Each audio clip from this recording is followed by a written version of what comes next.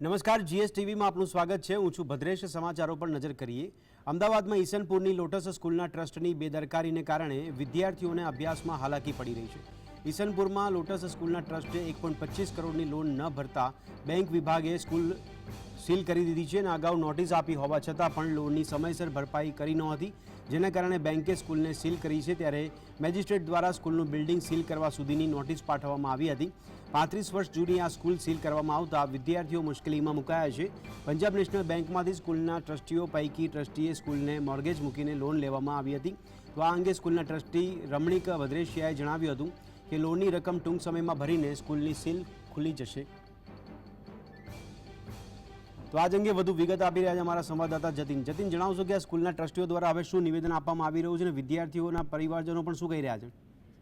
બિલકુલ, અમદાવાદમાં ચોંકાવનારી ઘટના સામે આવી છે। ઈસનપુરમાં આવેલી લોટસમાંથી લોન લીધી હતી, પંજાબ નેશનલ બેંકમાંથી લોન લીધી હતી, પરંતુ તે લોન ભરપાઈ ના કરતા બેંક દ્વારા અવારનવાર નોટિસો આપવામાં આવી હતી, પરંતુ તે નોટિસનો યોગ્ય નિરાકરણ નહીં લાવતા બેંક દ્વારા આજે તે શાળાને સીલ કરવામાં આવી છે। અંદાજિત 1.25 કરોડની લોન જે છે તે લીધી હતી, તે લોન ન ચૂકવતા બેંક દ્વારા શાળા જે છે તે સીલ કરવામાં આવી। પછીની વાત છે કે શાળા સીલ લીધા વિદ્યાર્થીઓનું ભાવિ જે છે તે જોખમાઈ રહ્યું છે। શાળા સંચાલક સાથે વાતચીત કરતા શાળા સંચાલકે જણાવ્યું કે ટૂંક જ સમયની અંદર આ લોન જે છે તે ભરપાઈ કરવામાં આવશે, પરંતુ હાલના સમયે જો વાત કરીએ તો શાળા સીલ થવાના કારણે વિદ્યાર્થીઓનું ભવિષ્ય જે છે તે અંધકારમય જોવા મળી રહ્યું છે। જી જતીન, ધન્યવાદ સમગ્ર માહિતી આપવા બદલ।